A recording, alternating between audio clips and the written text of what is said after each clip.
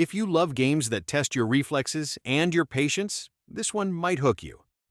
Nine Sols is a Metroidvania that mixes tight, skill-based combat with a revenge-driven story, but what really sets it apart is how heavily it leans into parrying. And yes, if you've played Sekiro: Shadows Die Twice, you'll feel that influence immediately. Let's start with the strongest part: combat. This game does not want you to button mash. Every fight is about timing, blocking, deflecting, and waiting for the perfect opening. When you land a clean parry encounter, it feels incredibly satisfying, and it gets deeper.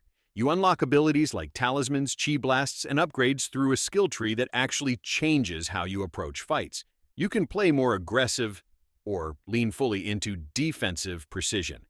It's one of those systems where the more you understand it, the better the game feels. Now let's talk about boss fights. This is where Nine Sols really shines. Bosses are tough, fast, and require real mastery of mechanics, not just stats. You can't brute force your way through, but here's the thing. Some of them feel like they belong in a completely different game visually. Which brings us to the biggest issue: world design. The game mixes futuristic cyberpunk elements with traditional Taoist themes. Cool idea, but the execution feels inconsistent. You'll go from ancient spiritual environments to sci-fi enemies that don't quite match the vibe. It doesn't always feel like one cohesive world. And then there's the map system. Exploration is a core part of Metroidvanias, but here, navigation can get frustrating. The local maps are fine, but the overall world map? Not so much.